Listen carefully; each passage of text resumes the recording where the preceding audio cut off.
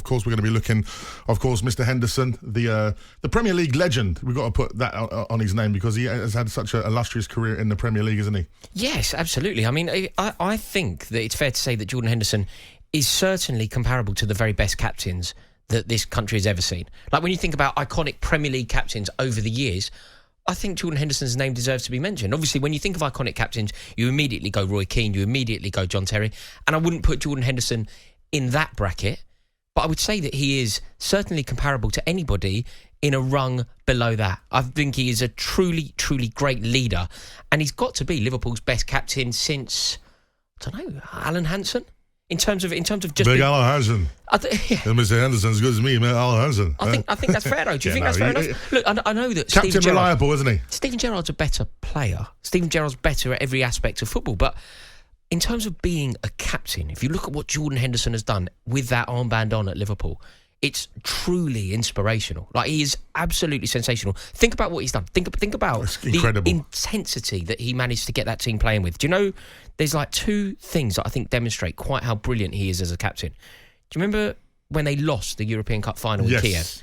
So they went all the way in Europe. They went all the way to a final. Liverpool took loads of fans out to Kiev.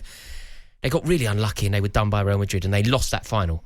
The following season, the resilience under Henderson's captaincy, they bounce back and they win it. The resilience on display there is insane. They then do exactly the same thing in the Premier League. They go all the way in the Premier League. They knock on the door. They go to record points. They lose the league. Man City win the league. They lose the final effectively. They just don't get over the line. City are champions.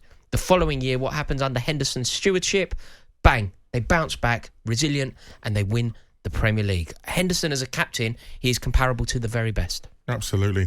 Also, as well, we're going to be speaking about Manchester City as well, because it just seems like the spine and the core of Manchester City starting to disband a little bit. And, you know, is that a concern going into the new season? It's a slight concern. I must admit that, look, obviously my priority is that Chelsea do very well. But when Chelsea can't do well, you know, when it's not looking good for my club at any point in the season, I immediately look to Manchester City to rescue me from the imminent nightmare of a genuine rival winning silverware. So if Tottenham are going for the league, I'm desperate for Manchester City to win it. And Manchester City have preserved and insulated me from some terrifying, awful situations. Yeah. Yes, they have stopped Arsenal winning the league. They have stopped Liverpool winning the league. They have stopped Tottenham winning the league. They have managed to make sure that the worst nightmare doesn't come true. So when I'm looking at the exodus going on at City, I am slightly concerned because it seems to be player after player, like elite player as well, by the way. Like Riyad Mahrez is elite. Riyad Mahrez gets in every single team in the league with the exception of Liverpool, and that is simply because Mo Salah is on that wing. So he is sensational. He's gone. Kyle Walker, I run out of superlatives for arguably Kyle one of the best ever fullbacks we've ever seen. Ever. I think you know, when you compare Kyle Walker now to other fullbacks, I think it's gone beyond comparing him to other right-backs. Like, I don't think you can any longer compare Kyle Walker and go, how does he compare to even a brilliant player like Branislav Ivanovic? I think you now have to compare Kyle Walker to the very best who have ever played in that position. Your Gary Nevilles, your Dani Alves. I think he's that kind of player, that level of footballer. So he's gone. And there does seem to be a lot going on at City. Obviously, Joao Cancelo will be back for a conversation. I imagine he won't play for City again. Bernardo Silva seems to be intent on leaving Manchester City. Paris Saint-Germain seems to be his desired home. He is now thinking of leaving. So there does seem to be a lot going on at City, and I'm slightly concerned. Pep Guardiola will get it right. I believe that. But there's an awful lot going on there. A lot of changes in one goes. Never a good sign, is it? Right, let's get the transfer headlines of the day. Here's talkSPORT's chief football correspondent, Alex Crook. Good evening. Never a dull moment in this transfer window, is there? Jordan Henderson on the brink of leaving Liverpool after the two clubs agreed in principle a £12 million plus add-ons deal for Henderson to reunite with his former teammate Steven Gerrard in Saudi Arabia.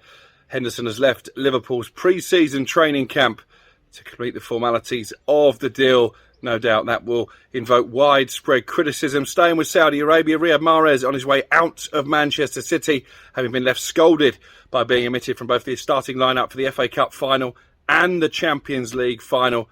He's on his way to Al Ahly after Manchester City accepted a bid of £30 million plus add-ons. Fulham ready to join Brighton in the race for Calvin Bassey. The Seagulls, meanwhile, have touched down in the USA.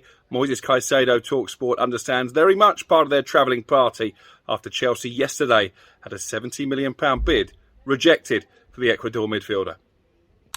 That was Chief Football Correspondent Alex Cook reporting from his garden there. Shout out to Cookie, thank you very much.